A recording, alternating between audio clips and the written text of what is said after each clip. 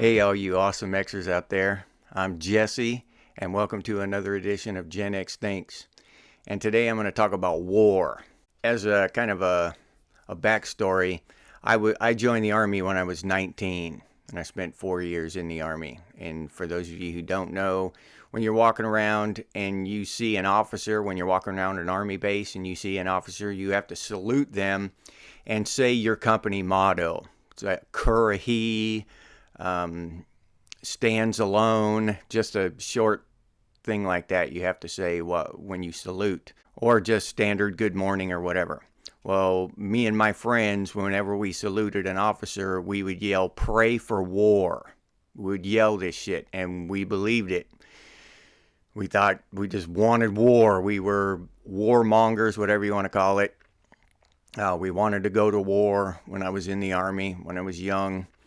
And I'm telling you that to let you know that I'm not this bleeding heart anti-war person. You know, I'm not some soft liberal kind of whatever. But liberals now, they love war. But used to be liberals would protest war and all this stuff, and that's just not me. I'm not completely anti-war. I'm not a bleeding heart, you know, I want to give the world a hug type of person. No, that's not me. But having said that, I've been watching these useless, just completely wasteful wars my entire life.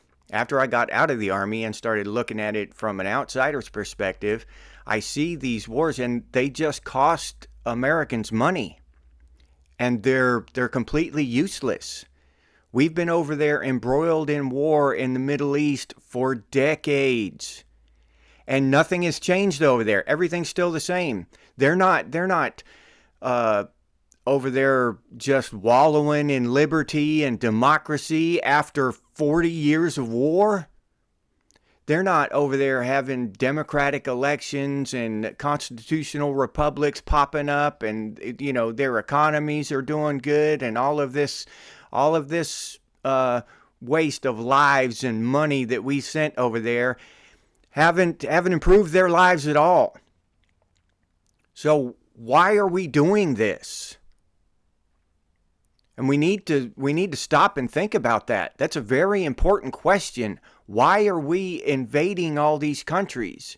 And I absolutely cannot be a hypocrite like they are on the left. I just can't. They're just completely hypocritical. They'll say what's good for me is not what's good for you. Okay? I can't stomach that shit. So, and when you think about this war thing, how can we be so up in arms? And you know, we all love the movie Red Dawn and all that. If another country invaded us, that sounds insane. We can't even.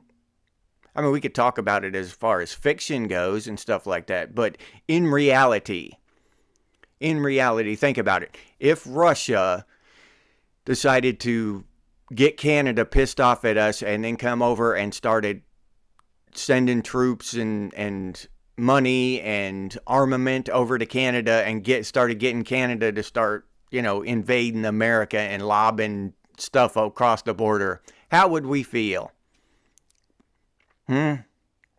It's ridiculous to think about. But when it's the other way, when America's doing that shit across the world, oh, it's okay. That's for democracy, right? That's a good thing when America does it. Now over there in Syria and Libya and Iraq and all these other countries, when you think about Red Dawn, instead of Cuba and Russia, it's American troops coming in there, rolling tanks through their towns and all this shit. So we can't be hypocrites on this subject. We can't. We can't say that it's okay to go over there and just just invade these countries for no reason. Absolutely no reason. No reason at all. And I'll say again, I'm not anti-war. If I was president of the United States, I'd send the world a word of warning. The next country to attack another country becomes the 51st state. Yeah. Meso-Bobington or whatever. Yeah, y'all, yeah, don't do it. We will come in and put the stop to that shit. There's no war, period. Don't think about it. Don't try it. Stay within your own national borders. And that would be it. And the first one who called my bluff would find out. Because that's where I'd roll in and I would make serious changes forever. It would never be the same. I wouldn't just go over there and lob a few bombs and disrupt their stuff and all this shit. If they left each other alone and left everybody else in the world alone, they could live in complete peace and harmony. But if they crossed the line and started a war, then that would be it.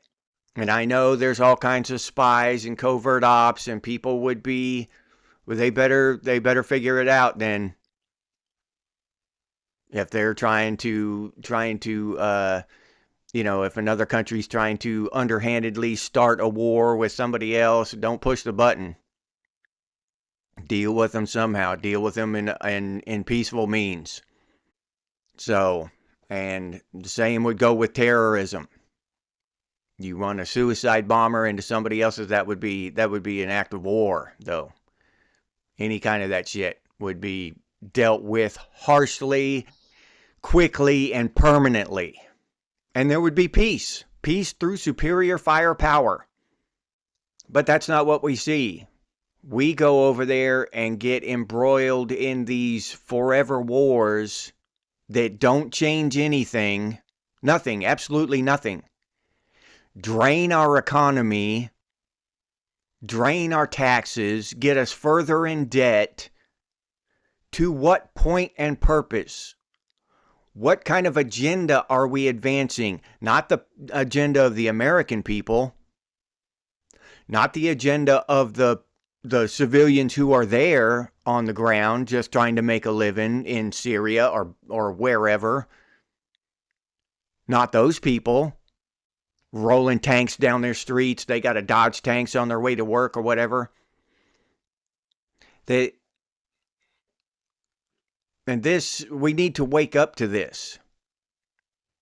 The entire world needs to wake up to this. And then I used to wonder why. And I used to think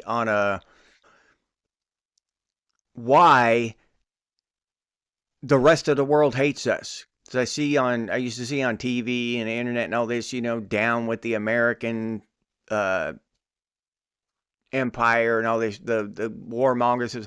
Now I understand. I used to think, why do they hate us? They don't hate us personally. I'm sure some of them do, or maybe all of them do. But still, that's misdirected hate, because what they actually hate is the government. That government that's instituted over us right now. That's what they hate. The rest of the world hates the American government, not the American people, who just want to leave them alone, who just want to let them live their lives. But we're lied to. We're told that there are weapons of mass destruction. We're told that, all these crazy reasons why we should be over there embroiled in these wars all over the place, when the truth is there just should be no wars.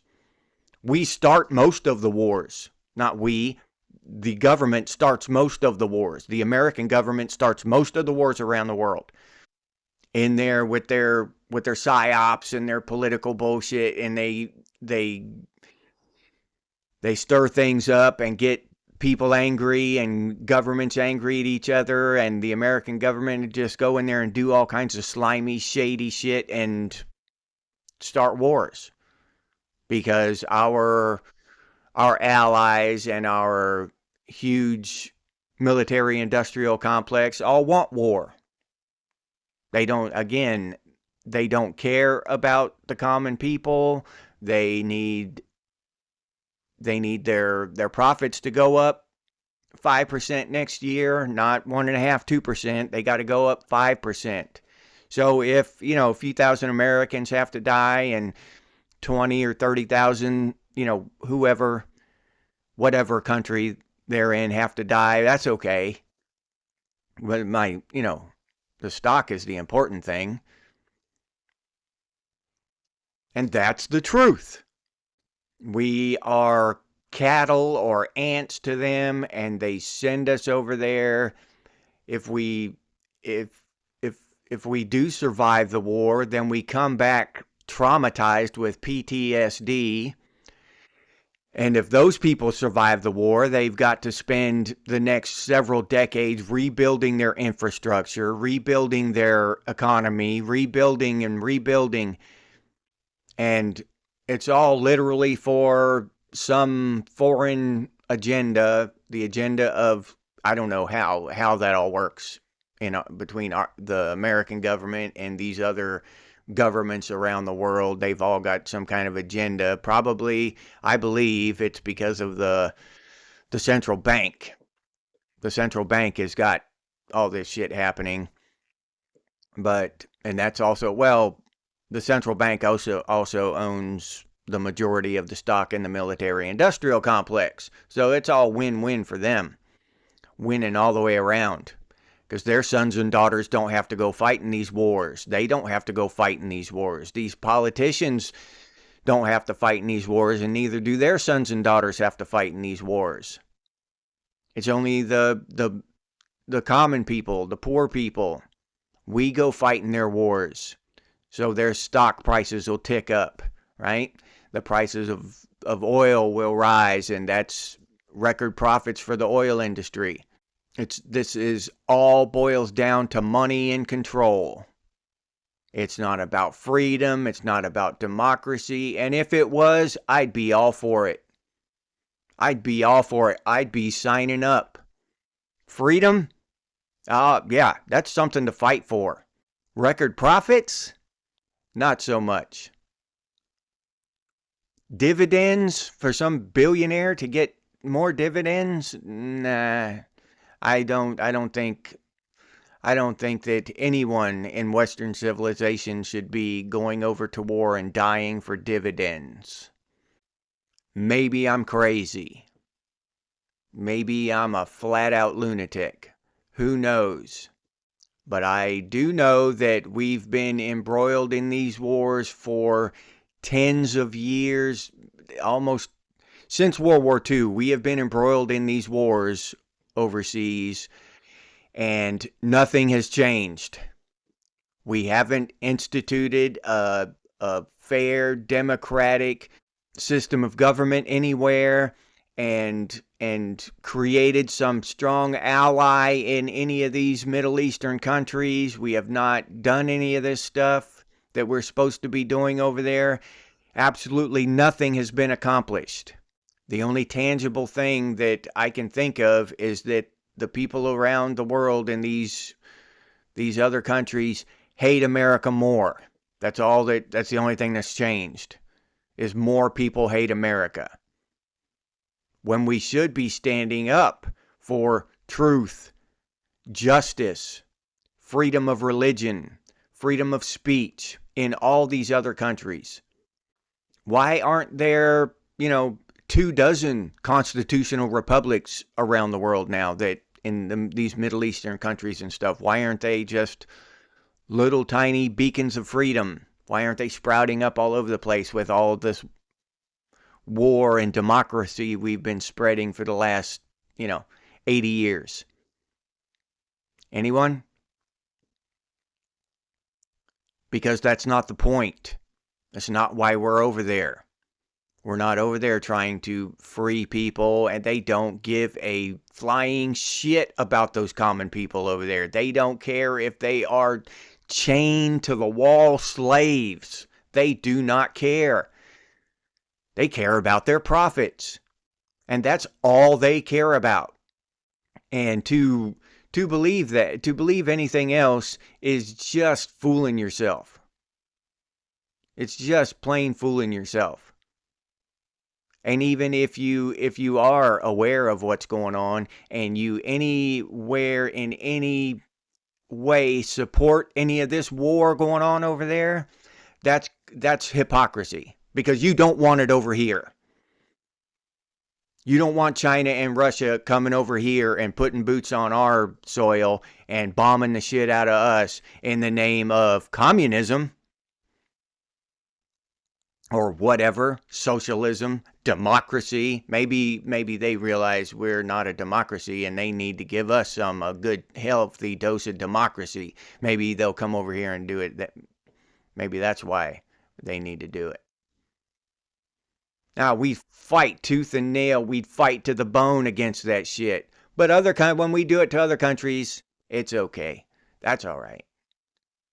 Because our government is good and trustworthy, and they would never, ever, they wouldn't harm a hair on anyone else's head unless it was absolutely necessary. I just can't stand hypocrisy from any of us, especially myself. I'm hardest on myself about this shit. And there for a while before I really started opening my eyes, I was a hypocrite. I was pro-war. I told you earlier, I thought war was a good thing. I would justify it. Well, war creates jobs, I would say. Stuff like that. So I'm not pointing the finger at anybody except myself. But if you find yourself thinking the way I used to, or thinking along any of the lines except for the truth about what's actually happening over there and around the world, then maybe you should take a quick glance in the mirror. Because none of us want to be hypocrites like they have over there on the left. That's all they spout is hypocritical bullshit. Calling us racists and then saying that, that people of color aren't smart enough to advance themselves, so they need help. How the hell? Anyway, that's a subject for another video. But that is hypocrisy. Blatant, disgusting hypocrisy, and I can't stand it. Now, let's just start looking at these wars for what they really are, if for no other reason, so we know the truth in our own minds. And I'll leave you there with that. If you enjoyed this episode, please like, subscribe, and comment. If you'd like to support the channel by becoming a member of Gen X Thinks, I'll leave that link down in the description, or you can head over to the channel page and become a member that way. If you'd like to support the channel directly, you can do so by clicking on that super thanks button down there. I sincerely appreciate that. Thank you very much. Or you can head over to Buy Me a Cup of Coffee and buy me a cup of coffee. I'll put that link down in the description too. If you're interested in Gen X gear, you can head over to Redbubble and check out what we have over there. All kinds of cool stuff. T-shirts, coffee mugs, stickers, all kinds of different stuff over there. Gen X Thinks and Gen X branded stuff. And I'll put that link down in the description as well. If you can't or don't want to support the channel in any of those ways, you can always do so by sharing these videos on your social media. That helps out a lot. I sincerely appreciate it. Thank you very much. And if you have any ideas for future episodes of Gen X Thinks, please put those down in the comments, or you can email us in the emails over on the channel page. And as always, stay frosty, Gen X, and I'll see you on the next one.